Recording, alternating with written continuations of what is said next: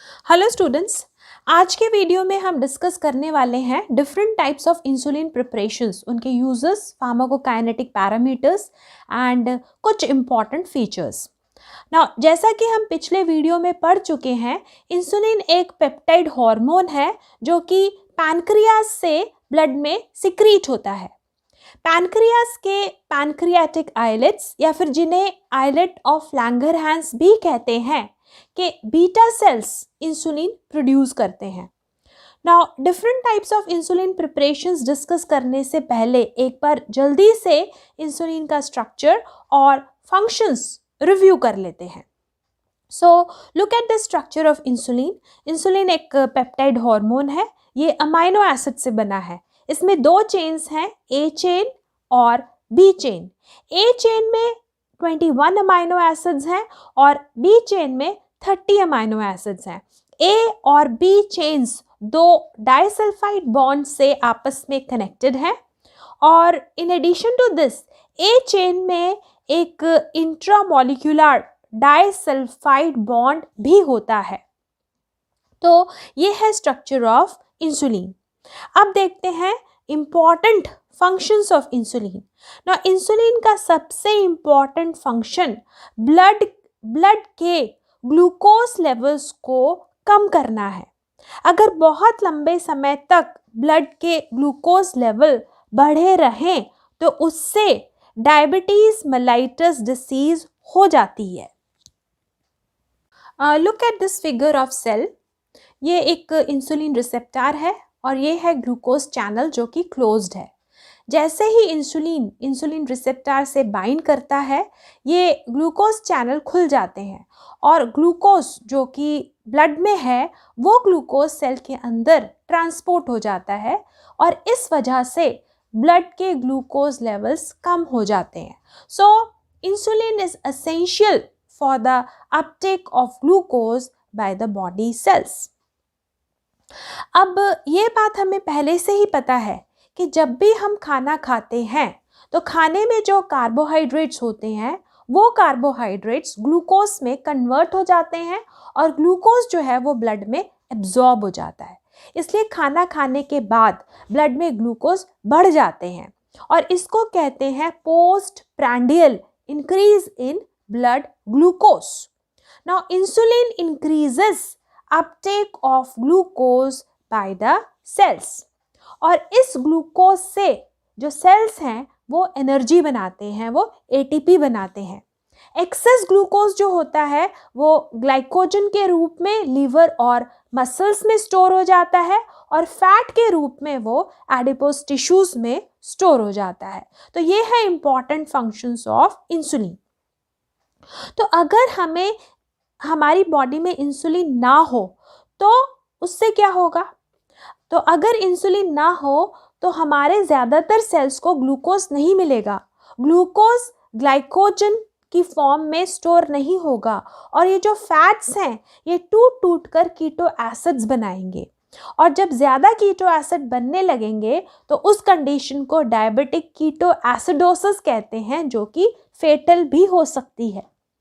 अब बहुत ही इम्पॉर्टेंट समझने वाली बात, पैनक्रियास से थोड़े थोड़े अमाउंट में इंसुलिन लगातार रिलीज होता रहता है और इस इंसुलिन को कहते हैं बेसल इंसुलिन। दूसरा, जब हम खाना खाते हैं तो खाने के बाद इंसुलिन का सिक्रीशन बढ़ जाता है और इसको कहते हैं प्रांडियल इंसुलिन। अब समझते हैं कि इंसुलिन प्रिपरेशंस का यूज़ कहाँ है। पहला most important use of insulin preparations is in the management of type 1 diabetes mellitus. Now type 1 diabetes mellitus एक ऑटो इम्यून डिसीज है। यहाँ पर बीटा सेल्स डिस्ट्रॉय हो जाते हैं, ये वो बीटा सेल्स नष्ट हो जाते हैं जिससे इंसुलिन बनना बंद हो जाता है और यहाँ पर पेशेंट इंसुलिन की सप्लाई के लिए पूरी तरह से एक्सटर्नल सोर्स पर डिपेंडेंट रहता है। दूसरा, इंसुलिन प्रिपरेशंस हम एडवांस टाइप 2 डायबिटीज़ मेलाइटस की मैनेजमेंट में भी इस्तेमाल करते हैं। अब आगे पढ़ते हैं different types of insulin preparations. Now different types of insulin preparations पढ़ने से पहले एक बार देखते हैं कि इंसुलिन प्रिपरेशन की सोर्सेज क्या हैं। ये इंसुलिन हमें कहाँ से मिल सकता है। इंसुलिन की दो मेन सोर्सेज हैं।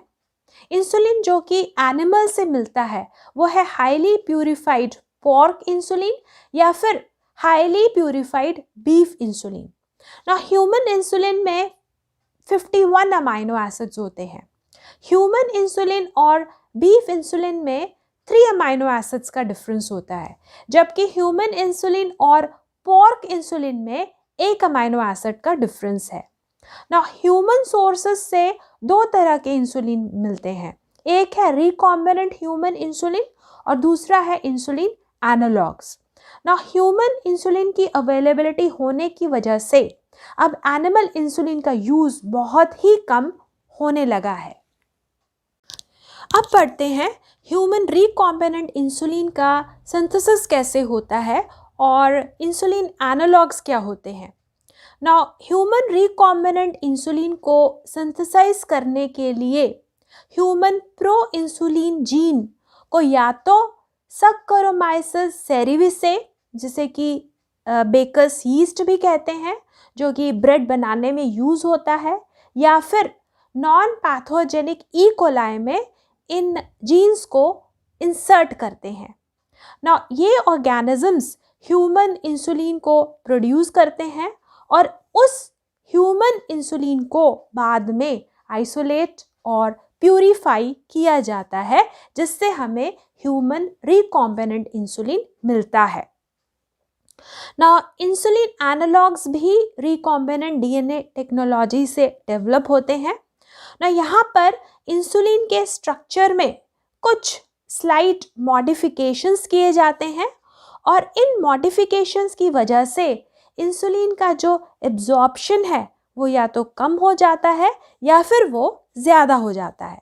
For example, rapid acting insulin analogues like insulin aspart, insulin lispro, insulin glulisine, यहाँ पर इन इंसुलिन्स का एब्जॉर्प्शन बहुत तेज़ी से होता है और ये लगभग 15 मिनट में अपना असर दिखाना शुरू कर देते हैं। दूसरी ओर लॉन्ग एक्टिंग इंसुलिन प्रिपरेशंस, ये इंसुलिन एनालॉग्स हैं, जैसे कि इंसुलिन ग्लार्जाइन, इंसुलिन डेटिमीर, इंसुलिन डिग्लूडैक।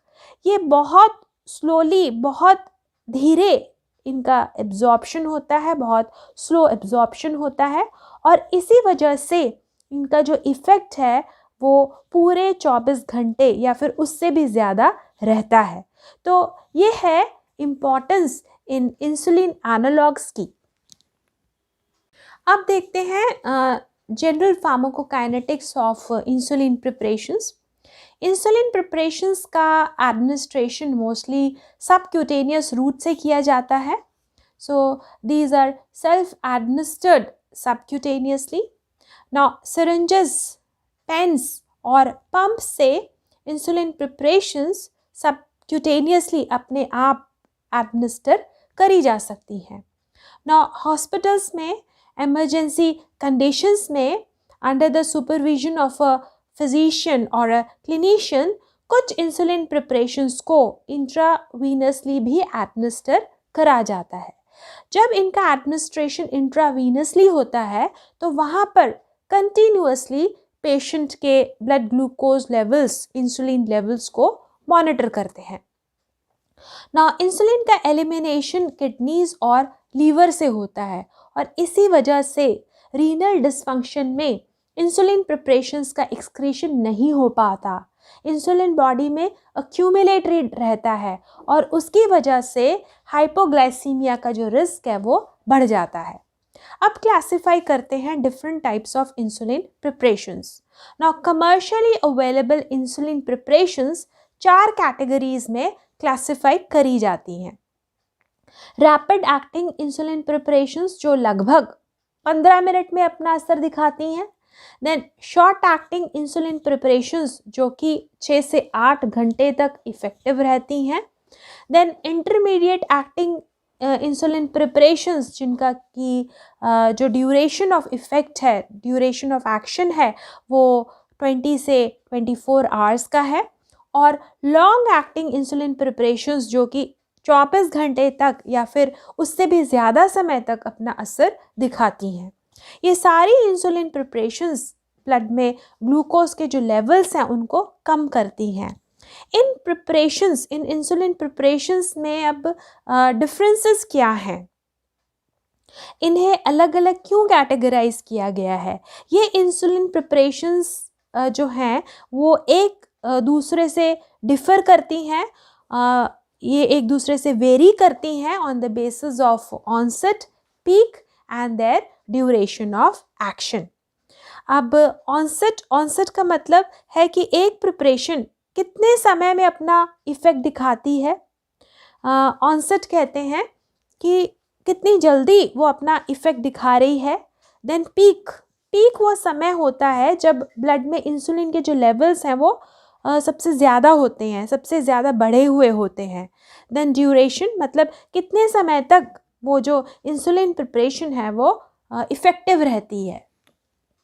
अब आप इस चार्ट को देखो। इस चार्ट से हम समझ सकते हैं कि different categories of insulin preparation का ऑनसेट, पीक और ड्यूरेशन एक दूसरे से कितना अलग होता है। ये जो ब्लू कलर का ग्राफ है, this is for rapid acting insulin preparations, namely insulin lispro, insulin aspart. Now rapid का मतलब होता है फास्ट एक्शन। तो ये जो इंसुलिन प्रिपरेशंस हैं ये दूसरे इंसुलिन प्रिपरेशंस के कंपैरिजन में इनका जो एक्शन है वो बहुत ही फास्ट है, बहुत ही जल्दी है। लगभग 15 मिनट में ये अपना असर दिखाना शुरू कर देती हैं और इसीलिए इनको रैपिड एक्टिंग इंसुलिन प्रिपरेशंस भी कहते हैं। ना इंसुलिन के जो पीक लेवल्स हैं वो यहाँ पर 1 to 1.5 आवर्स में दिखाई देते हैं और जो ड्यूरेशन ऑफ एक्शन है इन इंसुलिन प्रिपरेशंस का वो 3 से 5 घंटे का है। और सिंस इनका ड्यूरेशन 3 से 5 घंटे का है, इन प्रिपरेशंस को दिन में 3 बार एडमिनिस्टर किया जाता है, इमीडिएटली बिफोर और immediately after breakfast, lunch and dinner. ये जो रेड कलर का ग्राफ है, this graph is for short acting regular insulin. इसका जो इफ़ेक्ट है वो 30 से 60 मिनट्स में दिखाई देता है। असर जो है वो 30 से 60 मिनट में दिखाई देता है। जो पीक लेवल्स हैं वो इंसुलिन के एडमिनिस्ट्रेशन के 2 से 3 घंटे में दिखाई देते हैं और जो इसका ड्यूरेशन है वो 6 से 8 घंटे का है। और क्योंकि इसका जो ड्यूरेशन है वो 6 से 8 घंटे का है जो कि शॉर्ट है, इसीलिए इसको शॉर्ट एक्टिंग इंसुलिन प्रिपरेशन कहते हैं। ना रैपिड एक्टिंग इंसुलिन प्रिपरेशंस की तरह शॉर्ट एक्टिंग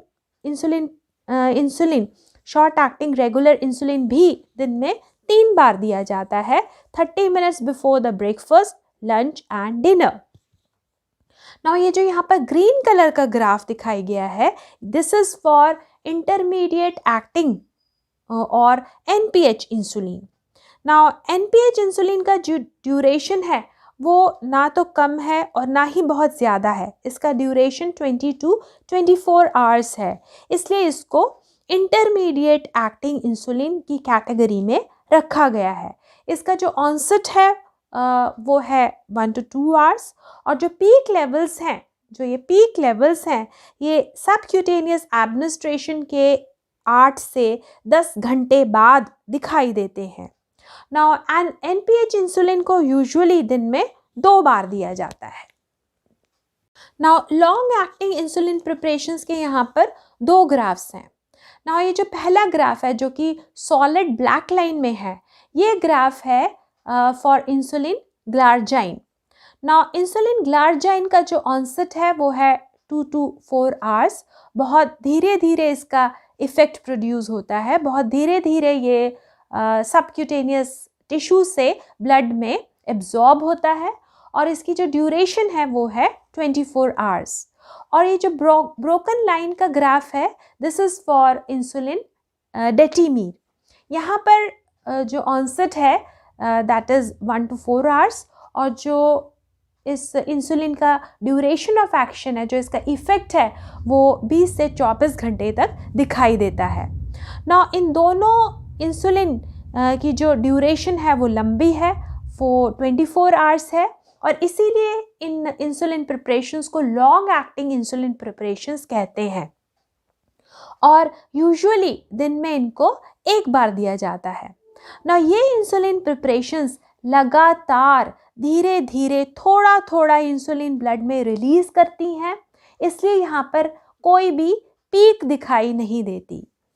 अब हर कैटेगरी की इंसुलिन प्रिपरेशन को हम डिटेल में समझते हैं। सबसे पहले समझते हैं rapid acting insulin preparations. Now जैसा पहले हम पढ़ चुके हैं, इस कैटेगरी में आते हैं insulin lispro, insulin aspart. Now insulin lispro commercially Humalog के नाम से मिलता है और फार्मास्यूटिकल कंपनी लिली इस प्रोडक्ट को बनाती है। वहीं इंसुलिन एस्पार्ट नोवोलॉग के नाम से अवेलेबल है, जो कि नोवो नॉर्डिक्स का प्रोडक्ट है। नाउ इन प्रिपरेशंस को रैपिड एक्टिंग इंसुलिन प्रिपरेशंस कहते हैं, क्योंकि जो इनका ऑनसेट है वो बहुत ही फास्ट है, बहुत ही रैपिड है, 12 to 18 मिनट्स है, और एडमिनिस्ट्रेशन के लगभग 15 मिनट बाद ही इनका असर दिखाई देने लगता है। ये दोनों इंसुलिन प्रिपरेशंस इंसुलिन एनालॉग्स की कैटेगरी में आती हैं। इनका एब्जॉर्प्शन बहुत ही फास्ट है, इफ़ेक्ट लगभग 15 मिनट में दिखाई दे रहा है। ना पोस्ट मील खाना खाने के बाद ब्लड में जो बढ़े हुए ग्लूकोज के लेवल्स होते हैं, उनको ये इंसुलिन प्रिपरेशंस कंट्रोल करती हैं। So these are used to achieve post prandial glycaemic control. इनका ऑनसेट बहुत रैपिड है, इसलिए इनको खाने के एकदम पहले या फिर खाने के एकदम बाद लिया जा सकता है। इनको दिन में 3 बार लिया जाता है, before the breakfast, lunch and dinner. ना रैपिड एक्टिंग इंसुलिन प्रिपरेशंस जो हैं, ये इंटरमीडिएट एक्टिंग या फिर लॉन्ग एक्टिंग प्रिपरेशंस के साथ नॉर्मली यूज़ की जाती हैं। ना intermediate acting and long acting insulin preparation दिन में जो मील्स के बीच का समय होता है, जब हम खाना नहीं खाते, उस वक्त ये ब्लड के ग्लूकोज लेवल को कंट्रोल करती हैं। साथ ही साथ रात के वक्त जब अगेन हम खाना नहीं खाते, उस वक्त ये जो प्रिपरेशंस हैं, ये ब्लड के ग्लूकोज लेवल्स को कंट्रोल करती हैं। और जैसा कि हम ऑलरेडी ग्राफ में देख चुके हैं, चार्ट में देख चुके हैं, यहाँ पर जो इंसुलिन के पीक लेवल्स हैं वो एडमिनिस्ट्रेशन के 1 to 1.5 आवर्स में दिखाई देते हैं, और इन इंसुलिन प्रिपरेशंस का जो ड्यूरेशन ऑफ एक्शन है वो है 3 to 5 hours. So very important, सबसे इम्पॉर्टेंट जो याद रखने वाली बात है वो ये है कि रैपिड एक्टिंग इंसुलिन प्रिपरेशंस अपना इफ़ेक्ट बहुत जल्दी प्रोड्यूस करती हैं, इसलिए इनको खाने के एकदम पहले या फिर एकदम बाद लिया जाता है। साथ ही साथ ये इंसुलिन प्रिपरेशंस जो हैं वो पोस्ट प्रांडियल खाने के बाद जो बढ़े हुए ग्लूकोज लेवल्स हैं उनको कंट्रोल करती हैं। Second category of insulin preparation है short acting regular insulin. Now commercially available by the brand name Humulin R manufactured by Lilly and Novolin R manufactured by Novo Nordisk. Now here R stands for regular insulin. Now onset of action है 30 to 60 minutes. Insulin की peak administration के 2 से 3 घंटे में दिखाई देती है, और ड्यूरेशन ऑफ एक्शन शॉर्ट है, लगभग 6 to 8 आवर्स। ना इस इंसुलिन की ड्यूरेशन ऑफ एक्शन जो है वो शॉर्ट है, इसीलिए इसको शॉर्ट एक्टिंग रेगुलर इंसुलिन भी कहते हैं। ना ये जो इंसुलिन है, this insulin is similar to rapid acting insulin. इसको मील्स के लगभग 30 मिनट पहले एडमिनिस्टर किया जाता है, जो कि मोस्टली पेशेंट्स के लिए डिफ़िकल्ट होता है, वो इस शेड्यूल को ज़्यादा दिन तक फॉलो नहीं कर पाते। Thus rapid acting insulin preparations are preferred over short acting insulin preparations. Now ये जो इंसुलिन प्रिपरेशन है ये रैपिड एक्टिंग इंसुलिन प्रिपरेशंस की तरह पोस्ट प्रांडियल खाने के बाद बढ़े हुए ग्लूकोज लेवल्स को कंट्रोल करता है और इसको यूजुअली दिन में 3 बार दिया जाता है, 30 minutes before the breakfast, lunch and dinner. Now rapid acting insulin की तरह शॉर्ट एक्टिंग रेगुलर इंसुलिन को भी लॉन्ग एक्टिंग इंसुलिन प्रिपरेशंस के साथ दिया जाता है और ये जो लॉन्ग एक्टिंग इंसुलिन प्रिपरेशंस हैं ये बेसल इंसुलिन लेवल को मेंटेन करती हैं, जिससे कि ड्यूरिंग फास्टिंग, जैसे कि मील्स के बीच का जो पीरियड होता है और रात का जो समय होता है उस वक्त ये long acting insulin preparations blood के ग्लूकोज लेवल्स को कंट्रोल में रखती हैं। नेक्स्ट है intermediate acting NPH insulin. Now NPH stands for neutral protamine Hagedorn. Now protamine add करने से इंसुलिन का जो मॉलिक्यूल्स हैं वो कॉम्प्लेक्स बना लेते हैं, जिससे इंसुलिन बहुत धीरे धीरे डिसोसिएट होता है और इसी वजह से NPH इंसुलिन की जो ड्यूरेशन है वो लंबी हो जाती है, लगभग 20 to 24 आवर्स, और इसको इंटरमीडिएट एक्टिंग इंसुलिन कहते हैं। Now this insulin is available commercially by the brand name Humulin N, manufactured by Lilly, and Novolin N, manufactured by Novo Nordisk। यहाँ पर जो N है, this N stands for NPH insulin। Now ये insulin अपने effect दिखाने में लगभग 1 से 2 घंटे लेता है और जो पीक है वो एडमिनिस्ट्रेशन के 8 से 10 घंटे बाद दिखाई देती है और जो इसका ड्यूरेशन है, जो इसका इफ़ेक्ट है वो 20 से 24 घंटे तक दिखाई देता है। ना ये insulin basal insulin coverage provide करता है, जो कि फास्टिंग के दौरान जब हम खाना नहीं खाते, मील्स के बीच में या फिर रात के समय जो ब्लड के ग्लूकोज लेवल है उनको कंट्रोल रखता है और इसीलिए यूजुअली इसको रेगुलर इंसुलिन के साथ दिया जाता है, क्योंकि जो रेगुलर इंसुलिन है वो पोस्ट प्रांडियल खाने के बाद जो बढ़े हुए ग्लूकोज लेवल्स हैं उनको कंट्रोल करता है और इंटरमीडिएट एक्टिंग इंसुलिन को यूजुअली दिन में 2 बार एडमिनिस्टर किया जाता है। अब पढ़ते हैं long acting insulin preparations. Now insulin detemir is available as Levemir, manufactured by Novo Nordisk, and insulin glargine is available as Lantus, manufactured by Sanofi Aventis। Now ये इंसुलिन लंबे समय तक काम करते हैं, इनकी ड्यूरेशन 24 आवर्स की होती है, एक दिन में इनको यूजुअली 1 बार ही देना होता है और इसीलिए इनको लॉन्ग एक्टिंग इंसुलिन प्रिपरेशंस की कैटेगरी में रखा गया है। ये दोनों इंसुलिन जो है वो इंसुलिन एनालॉग्स हैं जो कि बेसल इंसुलिन कवरेज प्रोवाइड करते हैं। लगातार धीरे धीरे ये अपना इंसुलिन रिलीज़ करते हैं, इसलिए इनकी कोई पीक नहीं दिखाई देती और इंटरमीडिएट एक्टिंग इंसुलिन की तरह लॉन्ग एक्टिंग इंसुलिन प्रिपरेशंस को भी रैपिड एक्टिंग इंसुलिन प्रिपरेशन या फिर शॉर्ट एक्टिंग इंसुलिन के साथ दिया जाता है, क्योंकि ये रैपिड या फिर short acting insulin preparation post prandial after meal जो ब्लड के ग्लूकोज लेवल्स हैं उनको कंट्रोल करती है, जबकि long acting insulin preparation basal insulin coverage provide करती है, यानी कि जब हम खाना नहीं खाते उस वक्त हमारे जो ब्लड के ग्लूकोज लेवल्स हैं उनको कंट्रोल करती है। तो सारांश में समझे तो बॉडी में इंसुलिन के बेसल लेवल्स मेंटेन करने के लिए यूजुअली इंटरमीडिएट एक्टिंग या फिर लॉन्ग एक्टिंग इंसुलिन प्रिपरेशंस का यूज़ होता है, जबकि आफ्टर मील पोस्ट प्रांडियल बढ़े हुए ग्लूकोज लेवल्स को कंट्रोल करने के लिए रैपिड एक्टिंग इंसुलिन प्रिपरेशंस या फिर शॉर्ट एक्टिंग रेगुलर इंसुलिन का यूज़ होता है। इसलिए इंसुलिन प्रिपरेशंस को कॉम्बिनेशन में देते हैं, जिससे आफ्टर मील, बिटवीन मील और ओवरनाइट दिन के पूरे 24 घंटे में ब्लड के जो ग्लूकोज लेवल्स हैं वो कंट्रोल रहे। अब पढ़ते हैं adverse effects of insulin preparations. First is hypoglycaemia, मतलब ब्लड के जो ग्लूकोज लेवल हैं वो नॉर्मल से नीचे चले जाते हैं। Hypoglycemia is the most frequent and serious adverse effect of insulin preparations.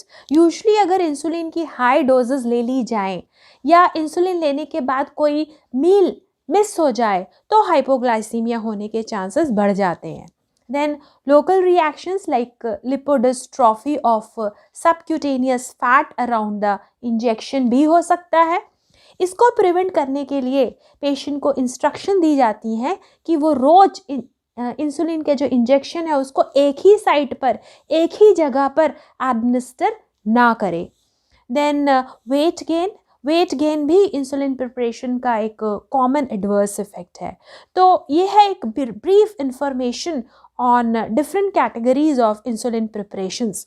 ये इंफॉर्मेशन हमने essentials of medical pharmacology by KD Tripathi book से कलेक्ट की हैं। प्लीज़ नोट, ये इन्फॉर्मेशन सिर्फ एकेडमिक पर्पस के लिए है। अगर आपको इंसुलिन प्रिपरेशंस का यूज़ करना है या फिर आपको डायबिटीज़ मेलाइटिस का ट्रीटमेंट करना है तो आप अपने फिजिशियन को ज़रूर कंसल्ट करें, अपने आप को सेल्फ मेडिकेट कभी ना करें। अगर ये वीडियो आपको अच्छा लगे तो इसको लाइक, सब्सक्राइब और शेयर ज़रूर करें। Thanks for watching this video.